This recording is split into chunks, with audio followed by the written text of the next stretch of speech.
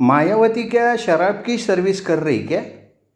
झीनत मायाचा मजाक उडवण्यासाठी बोलली. पाटिल साहब, मेहमान के साथ पीने की मजा लूटो. मैं अभी मटन तैयार करती. ये माया, आज रोटी नहीं बनाना क्या? मी नाही रोटी बनवणार, मला नाही येत रोटी बनवायला. तो तुझे भी रोटी नहीं मिलेगी, मटन भी नहीं मिलेगा. मैं क्या तेरे बाप की नौकरानी नहीं? हां? अरे झगडा करू नका तुम्ही. तोंडाला ग्लास लावत शेषराव म्हणाला. ग्लास नरड्याखाली उतरवला. पाटिल साहब, मैं सिर्फ आपको और मेहमान के लिए मटन रोटी बनाएगी. मैं माया को कुछ नहीं देती. वो क्या है, कुछ काम नहीं करती वो. अगं मी शराब देते की पाटील साहेबांना. अरे झेनत, मन सुरकुट आहे काय? तुझ्या घरात बेहोश होऊन पाडला काय? हाँ, उसकी रात तो बेहोश होने की है. अभी वो तो सुबह सुबह मुर्गी के साथ ही आवाज़ देगा. मनसूर सकाळी कोंबड्याबरोबर जागा होणार, आवाज देणार हे ऐकून हंबीरला हसू आलं. ही सर्वसामान्य गोष्ट किती सहज बोलतात. झीनतनं येताना मटण मसाला सगळं आणलं होतं. गोबर गॅस पेटवून तिने मटण शिजायला टाकलं. रोट्या बनवायला पण तिला वेळ लागणार नव्हता. शेषरावच्या डोळ्यांवर नशा चढायला लागली तेव्हा तो बोलला. वकील साहेब, जास्वंदीशी मी लगीन केलं त्याला कारण काय माहिती आहे का? अहो, ती देशमुख घराण्यातली खानदानी पोर आहे. त्या खानदानाला काय मला चाटायचं आहे का? ती त्या घराण्याची एकुलती एक वारसदार पोर. राजाराम देशमुखाच्या नावाने 200 एकराची जमीन. म्हणजे मला ती जमीन मिळणार. पुढं काय नाही का? जास्वंदीचा आवाज किचनमध्ये आल्याचा भास हंबीरला झाला. त्याने तिकडे मान केली तर तो भास कसला? ती खरोखर आलेली होती. मागच्या दाराने तिने प्रवेश केला होता. तिचा कान शेषरावच्या बोलण्याकडेच होता. आपल्या आबासाहेबांच्या इस्टेटसाठी शेषरावने आपल्याबरोबर लग्न केलं हे आपण आबासाहेबांना सांगितलं तर? वकील साहेब, मी अकोल्याच्या शंभूराव पाटलाच्या थोरल्या बायकोचा पोरगा. त्यांची बहीण एका वझरच्या पाटलाला दिली आणि आमची आत्या काही लेकूरवाळी झाली नाही. त्या पाटलाला मरताना पाणी पाजाय कोणीतरी पाहिजे का नको? मग काय, आमच्या शंभूराव पाटलांनी मला दत्तक देऊन टाकलं वझरच्या पाटलाला. असं हे सगळं. हा शेषराव काय, या शेषरावचा बाप काय, त्यांना दुसऱ्याच्या जमिनी लाटण्याशिवाय काही धंदा नाही. ह्या शेषरावचा बाप असलेल्या अकोल्याच्या शंभूराव पाटलानं राजाराम देशमुखांना त्यांची लेक जास्वंदी शेषरावला द्यायचा घाट घातला असेल. म्हणजे एकच मुलगी असलेल्या देशमुखांची जमीन शंभूरावाच्या हाताबाहेर कशी जाणार? तर एवढी जमीन असूनसुद्धा एका विधवा म्हातारीच्या 50 एकर जमिनीचं प्रकरण शेषरावच्या अंगाशी आलं होतं. वकील साहेब, शेषराव जडावल्या जिभेनं बोलायला लागले तेव्हा त्यांच्या ग्लासात मद्य ओतणारी माया बाजूला झाली. ती शेषरावच्या हाताला धरायला लागली तर जास्वंदी तिथे आली. माया जास्वंदीला पहिल्यांदाच पाहत होती. जास्वंदीचं ते सोज्वळ सौंदर्य बघून मायाचे डोळे क्षणभर दिपले. एवढी देखणी खानदानी तरुणी तिने अजून पाहिली नव्हती. पाटील, वकील साहेब, उठा. जेवणाच्या खोलीत आम्ही तुम्हाला जेवण वाढतो. जास्वंदीचा आवाज नशेत असलेल्या शेषरावाने ऐकला आणि तो ताडकन उठला. त्याची नशाच उतरली होती. या माया झीनतसारख्या बायकांमध्ये जास्वंदीने यावं? या फार्महाऊसचा वापर आपण कशासाठी करतो हे अख्ख्या गावाला माहिती आहे. तिथे आपल्या लग्नाच्या बायकोनं काय यावं?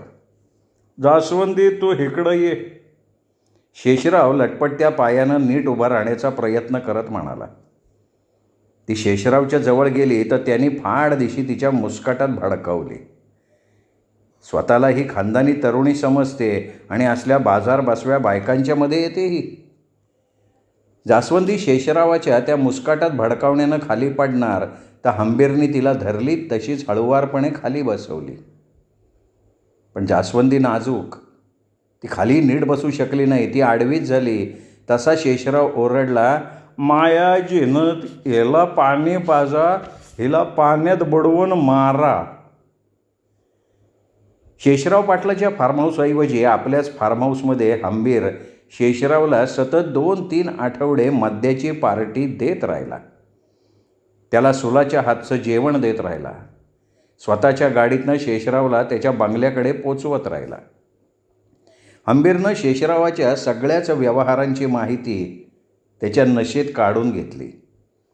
त्याच्या सगळ्या कागदपत्रांचा त्याने अभ्यास केला. महत्त्वाच्या कागदपत्रांच्या झेरॉक्स कॉपी करून घेतल्या. हंबीरराव आपला वकील नाही तर एक चांगला मित्र आहे असं शेषराव समजत होता. पण शेषरावसारख्या भ्रष्ट नीच पाटलाशी मैत्री करण्याइतका हंबीर काही वाया गेलेला नव्हता. अकोल्याचे पाटील शंभूराव यांनी आपल्या पहिल्या बायकोच्या ह्या देवट्याला स्वतःच्या बहिणीच्या इस्टेटीवर दत्तक म्हणून बसवलं, यात सगळं आलेलं होतं. शेषराव आपल्या बंगल्यात जास्वंदीच्या हातचं जेवण घेत असताना पोलिसांची जीप उभी राहिली. पोलीस जीप बघताच वाघ्यानं भू भू आवाज केला. तो साखळीला बांधलेला असल्यानं साखळीला ओढ देत होता. शेषरावनी शांतपणे सगळं जेवण उरकलं. त्याच्या बंगल्यावर तसे नेहमी पोलीस यायचे, पण पोलिसांचं नेहमीचं येणं वेगळं आणि हे वेगळं होतं. शेषराव, हे तुमचं अटक वॉरंट आहे. फौजदारांनी शेषरावापुढे कागद फडकावला. कशाबद्दल आहे अटक वॉरंट? एका म्हाताऱ्या विधवेचा तुम्ही खून केलात असा त्यांच्या 5 मुलींनी तुमच्यावर आरोप केला आहे, त्याचं हे अटक वॉरंट आहे. माझ्या वकिलांना भेटू द्या की मला. तुम्हाला अटक झाल्यावर तुमचे वकील तुम्हाला पोलीस कोठडीत भेटायला येतील. अगं जास्वंदी, तू काहीतरी कर. आपल्या वकील साहेबांना त्यांच्या फार्म हाऊसवर फोन कर. हा घे, नंबर घे. फौजदारांनी शेषरावला लगेच जीपमध्ये घातलं आणि जुन्नर पोलीस ठाण्यात नेलं. शेषरावला पोलीस कोठडीत बंद केलं गेलं. शेषरावच्या आधीच मनसूरला आत टाकलं होतं. मनसूरला तिथे बघता शेषरावला घाम फुटला. म्हणजे या मनसूरने फौजदाराला सगळी माहिती दिली.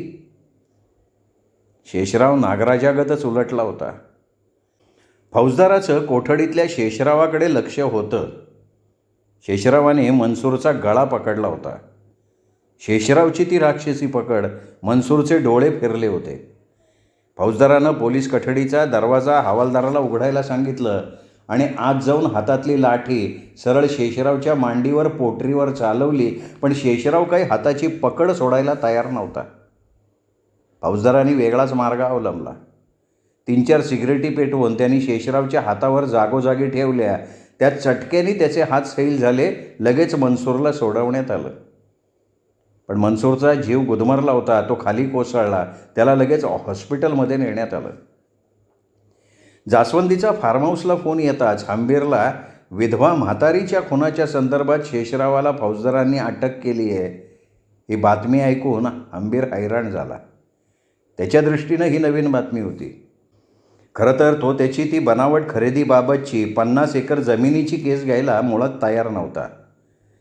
पण शेषरावाची त्याच्या मद्य व्यसनाच्या निमित्ताने आपण मैत्री केली तर त्याच्या सगळ्या जमीन खरेदी विक्रीचा व्यवहार आपल्याला कळेल, त्याची कागदपत्रं आपल्या ताब्यात येतील, या हेतूने त्यांनी त्याची मैत्री स्वीकारली होती. आता त्याच्या ताब्यात तशी सगळी कागदपत्रं आली होती. पण हे विधवा खून प्रकरण वेगळं होतं. पोलीस ठाण्यात येताच हंबीरराव फौजदाराकडे गेला. फौजदार हंबीरराव इनामदाराला ओळखत होता. त्याच्याच गावचा तो एक तरुण फौजदार. इनामदार साहेब. फौजदार, आम्ही इथे वकील म्हणून आलो आहे. साहेब, प्रकरण गंभीर आहे. ओझरमधला मनसूर बागवान तुम्हाला माहिती आहे? हां, त्याचं काय? त्याची बीबी झीनत. बरं. ती काल रात्रीपासून बेपत्ता आहे. तिचा शोध घेत तो जुन्नर गावात आला. तिथेच देशी लिकर पीत बसला. प्यायल्यावर रात्री त्यांनी एस.टी. स्टँडवर गोंधळ घातला. एस.टी. गाड्यांवर त्यांनी दगडफेक केली, आरडाओरडा केला. त्याच वेळेला शेषराव पाटलाला तो शिव्या घालत होता. शेषराव पाटिल को पकड़ो, उसने झीनत को रखेली बना दिया, उसे अपने फार्म हाऊस में बंद कर दिया, असा आरडाओरडा तो करत होता. हा हंबीरला आणखीन एक नवीन धक्का होता. त्यांनी विचारलं, आत्ता मनसूर कुठे? तो सिव्हिल हॉस्पिटलमध्ये. आणि शेषराव पाटील? पोलीस कोठडीत. फौजदारांनी मग शेषराव पाटलांनी मनसूरचा गळा पकडून त्याला ठार मारायचा प्रयत्न कसा केला आणि शेषरावाला सिगरेटचे चटके देऊन त्याच्या हाताची पकड सैल करून मनसूरला कसं वाचवलं ते सांगितलं. इनामदार वकील साहेब, तुम्ही शेषरावांचे वकील आहात असं त्यांचं म्हणणं आहे. हे बघा, आम्ही फक्त त्यांच्या 50 एकर जमिनीच्या खरेदीबाबतच्या केसचे वकील आहोत. त्याच्या या विधवा खून प्रकरणाबाबतचे आम्ही वकील नाही. त्यामुळे आम्ही त्याबाबत तुमच्याशी कुठलीही चर्चा करणार नाही. नाही, तुम्ही हे शेषराव पाटलांना सांगितलं तर चांगलं होईल. हंबीररावला नाहीतरी त्याच्या जमीन खरेदीबाबत कुठं वकीलपत्र घ्यायचं होतं.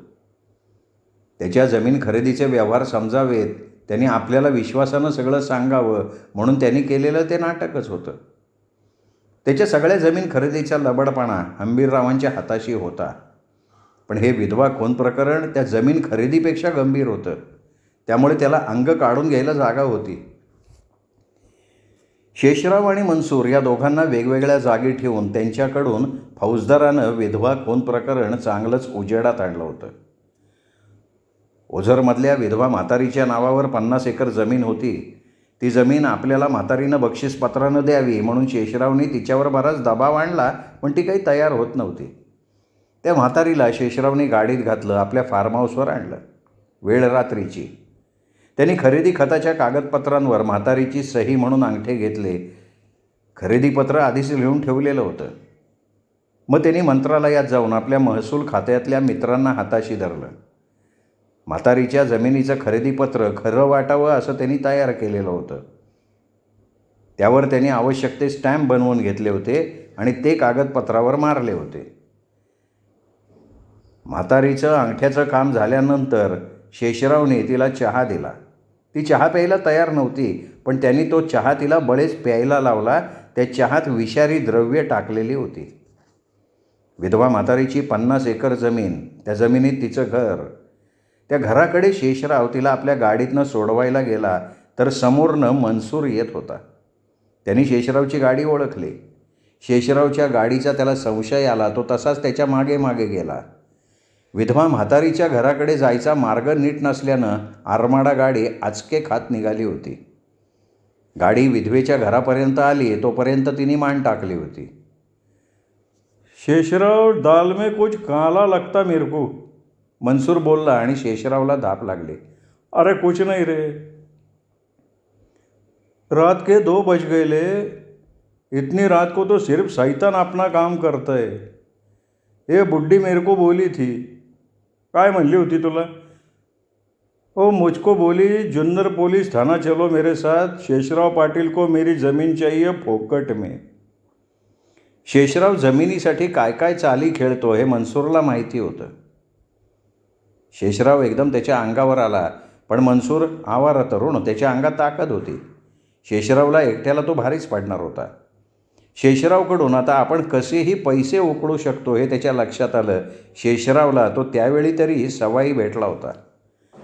अरे शेषराव, बुड्ढी तो मर गईली. त्याने आरमाडा गाडीचा दरवाजा उघडून ड्रायव्हर सीटच्या मागच्या आडव्या सीटवर मरून पडलेली म्हातारीकडे बघत म्हटलं, ए मेरे बाप मनसूर. शेषराव गावचा पोलीस पाटील, पण त्याने मनसूरला हात जोडले. हात जोडण्याशिवाय पर्यायही नव्हता. गोष्ट गुप्त राहायला हवी होती. अरे चुप रहने का तो 50,000 रुपये लेंगा मैं. 50,000 कम लगा तो 1 लाख दे दे. मनसूर आपल्याला बोकडासारखा सुरा लावायला निघालाय याची शेषरावला कल्पना आली. मी 25,000 देतो, तोंड गप ठेव. अरे बुड्ढी की ज़मीन 1 करोड़ की है. आपका लफड़ा तो मैंने फार्म हाउस के बाहर देख के रखा है. मनसूरने आपल्यातला CID त्याला दाखवला. तो माझ्या फार्म हाऊसमध्ये कशाला आलता? ओ माया है ना फार्म हाउस में. माया? आप कबूतर. मग तिला काय तू दाणं टाकायला गेलता काय? त्याच्याकडे संशयानं बघत पाटील म्हणाला, नाही गया तो ऐसाच, तमाशावाली है ना. अरे माया के साथ बातें करने में मजा आती. हे ऐकलं आणि शेषराव चाच पडला. आपली ही महिना आपल्याकडे रात्री ह्या असल्या नादान तरुणांना भेटते का काय? पण अभी वो फार्म हाउस में नहीं थी. नवरा गणपत भी नहीं था. पाटिल, तुम्हारा प्लानिश था ना आज को बुड्ढी को ख़त्म करने का, इसलिए तुम दोनों को आपने जुन्नर में भेजा पिक्चर देखने को, और रात को वो दोनों उधर ही लॉज में सोने वाले है क्या नहीं? और वो बुड्ढा गणपत वो माया का बाप है या नवरा है? सच्ची बताओ. ही माया साली गाव जाणी. एक माणूस इनामदार राहत नाही. या मनसुऱ्यानं नक्की तिला उजवली असणार. अन्न खाती आपलं, पोरं जन्माला घालणार मनसुऱ्याची. त्या मनसुऱ्याचा बी आज गळा कापायला पाहिजे. मनसुऱ्या, तुझी शादी होऊ दे रे. तुझ्या जवान बायकोला फार्म हाऊसमध्ये नेतो का नाही बघ. मनसूरचा 50,000चा सौदा मंजूर केला तेव्हा ते प्रकरण मिटलं. त्या 50,000च्या बंडलानं मग त्यानं आपला पिढीजात जो पानमळ्याचा बागवानीचा धंदा होता तो जोरात चालू केला. हंबीररावाचा पानमळा पण त्यांनी बोली करून घेतला. पानमळ्याचा माल मुंबईला पाठवायला लागला. त्यांनी मग अकोल्याची आपल्या रिश्त्याची झिनत पळवून आणली. मनसूर उन्हाळ तरुण, त्याच्या पुढची झिनत. दोघांना दिवसरात्र कमीच पडणार होती.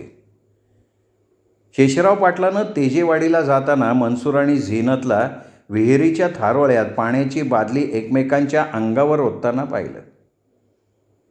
झिनतला बघून शेषरावाच्या शरीरातल्या वासनेनं फडा उभारला. शेषराव त्या दोघांजवळ गेला. मनसूरला म्हणाला, अरे कहाँ का ये पंछी है? अरे पाटील, मेरी बीबी आहे. अरे तुझ्या शादीचा बँड गावात वाजला नाही. कसं कळणार? मनसूर काही बोलला नाही. झिनत बाजूच्या केळीच्या बागेत जाऊन लपली. मनसूर, 50,000तली किती बंडलं बाकी राहिली रे? का सगळी खतम झाली? काय असलं पाखरू तुला भेटलंय, मोत्याचा चाराच घालणार तू. 50,000 किती दिस पुरणार तुला? मनसूर गप्प बसला. याच्या मायाला आपण खेळवलं या संशयानं तिचं उट्टं तो झिनतला जवळ करून काढणार. झिनतला जपलं पाहिजे, पाटलापासनं लांब ठेवलं पाहिजे. शेषराव पाटलापासनं मनसूर जपत होता, झिनतला लांब ठेवत होता. पण पैसे आल्यापासनं मनसूर संध्याकाळी प्यायला लागला होता. त्या शेषरावचंही लग्न झालं. खानदानी जास्वंदी त्याच्या बंगल्यात आली. मनसूरने सुस्कारा टाकला. एवढी खानदानी देखणी बायको मिळाल्यावर शेषराव आपल्या जवान झिनतकडे कशाला तेड्या नजरेनं बघेल? मनसूर, तुझी झिनत पण अकोल्याची, जास्वंदी भी अकोल्याची. मालूम है क्या? नहीं नहीं, मुझे नहीं मालूम. झिनतला विचार ना, सांगन की तुला. क्या फरक पडता पाटील? अरे जास्वंदीची मैत्री नाही झिनत. झिनतला आणि तुला तिने बंगल्यावर बोलवले जेवायला. मेरे को खाना पाटिल, मैं क्या बागदार है क्या दिल्ली का बादशाह में? अरे तो झिनतचा बादशाह ते. या बंगल्यावर चांगली शॅम्पेन आणली मी. रम आहे, विस्की आहे, हवी असन तर मावाची पण आहे. मनसूर चांगला पेतड झाला होता. दारूसाठी तो जेवायला तयार झाला आणि पाटलाने इथेच बाजी मारली. बंगल्यावर त्यांनी मनसूरला चांगला पॅक केला आणि मग जास्वंदीशी गप्पा मारणाऱ्या झिनतला म्हणाला, काय झिनत, तुझ्या हातचं मटण कधी खिलवती? अरे आप बोले तर. मग अशी बंगल्यावर येत जा. जास्वंदी कोण आहे तुला माहितीच आहे. मनसूरला मग शेषरावानं आपल्या बरोबरीनं रोज दारू द्यायला सुरुवात केली. झिनत पण आपल्या घरनं मटण रोटी तयार करून फार्म हाऊसवर आणायला लागले. मनसूर त्याच्या घरात दारू पिऊन पडायला लागल्यावर शेषराव त्याच्या घरात जायला लागला. झिनतच्या हातचं खायला लागला. झिनतला आपल्या फार्म हाऊसवर न्यायला लागला. झिनतसारखी झणझणीत मिरची एकदा हात लावून पाहायला हवी. तिचा हाती येत नसेल तर सरळ तिला भागवायची. शेषराव पाटलानं झिनतला खरोखर आपल्या गाडीत घालून पळवलं. फार्म हाऊसचं नाव सांगून तिला कुठेतरी अज्ञात जागेत ठेवलं. दुसरा दिवस उजाडला तरी घरात झिनत नाही. मनसूर पागल झाला. झिनतला शेषरावनं तर पळवलं नाही. तो शेषरावच्या बंगल्याकडे गेला, फार्म हाऊसकडे गेला, पण त्याचाही पत्ता नाही. जुन्नरचे सगळे लॉज त्यांनी पालथे घातले, पण झिनत नाही. अकोल्याला फोन लावला, तिकडेही झिनत नाही. त्याच सणकीत मग डोकं फिरलेला मनसूर देशी बारमध्ये गेला मरणाचं प्यायला. बाहेर आला तर एस टी स्टँडवर त्याला लाल जर्द गाड्या दिसल्या. त्यांनी गाड्यांवरच दगडफेक करायला सुरुवात केली आणि शेषराव पाटलाच्या नावानं शेमगा करत होता. फौजदारानं सिव्हिल हॉस्पिटलमध्ये हंबीरला नेलं. हंबीरला बघताच कॉटवर आडवा झालेला मनसूर उठून बसला. कॉटवरनं त्यांनी उडी मारली. हंबीरच्या पायाला मिठी मारली.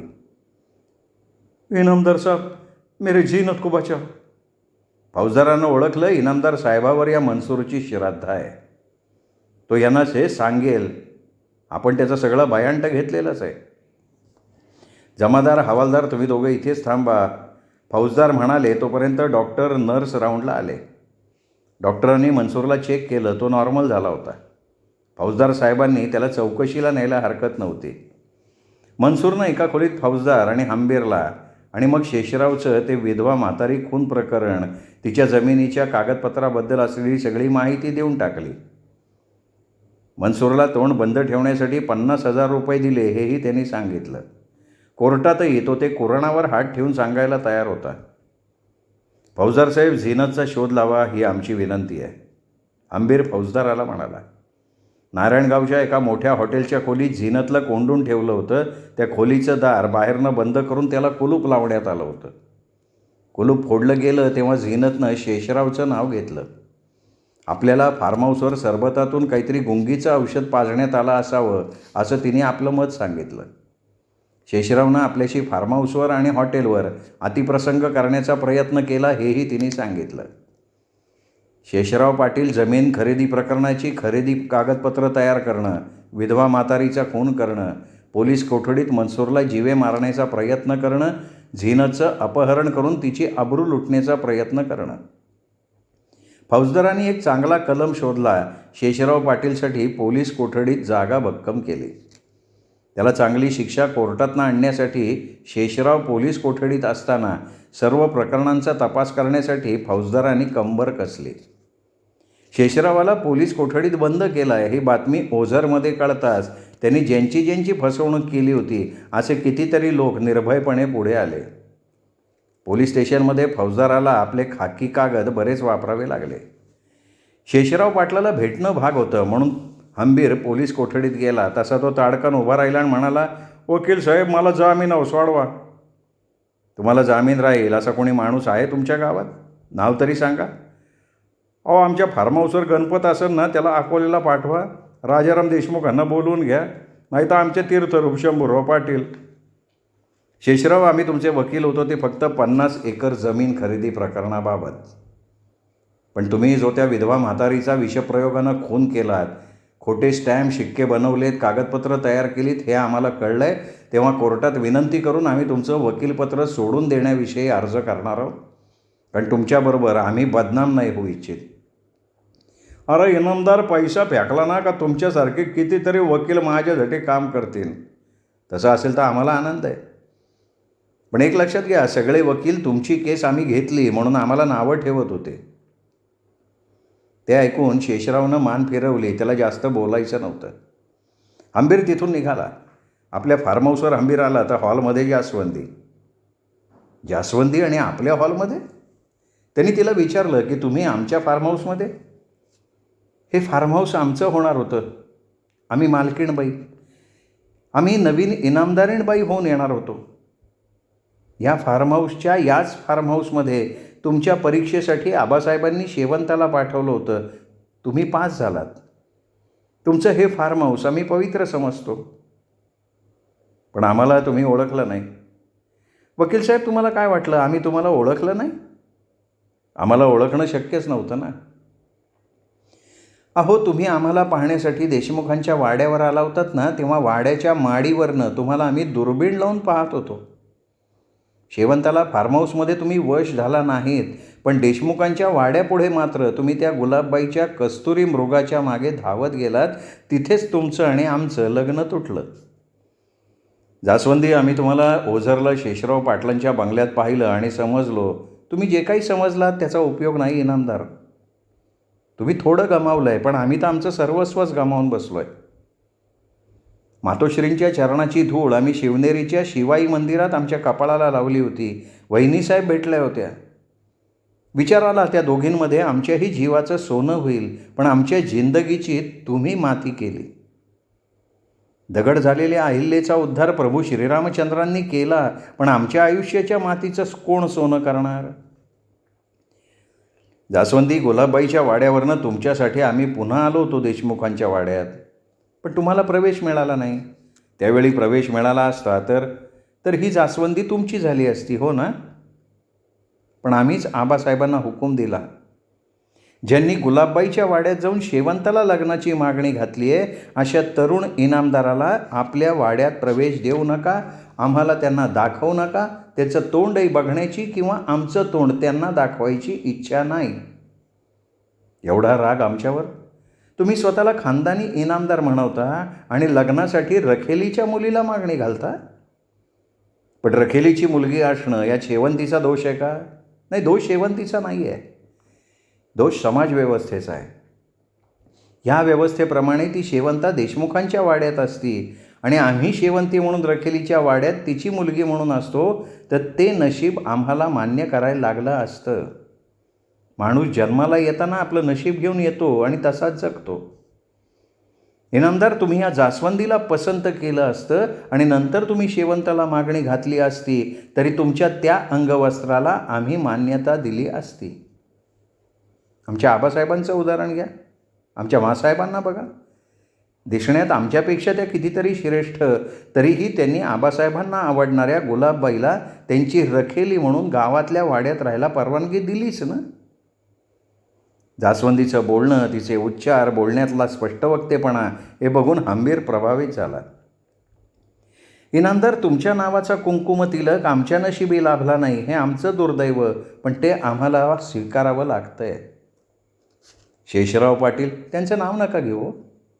आमच्या आबासाहेबांची फसवणूक ते शंभूराव पाटलांनी घेतली.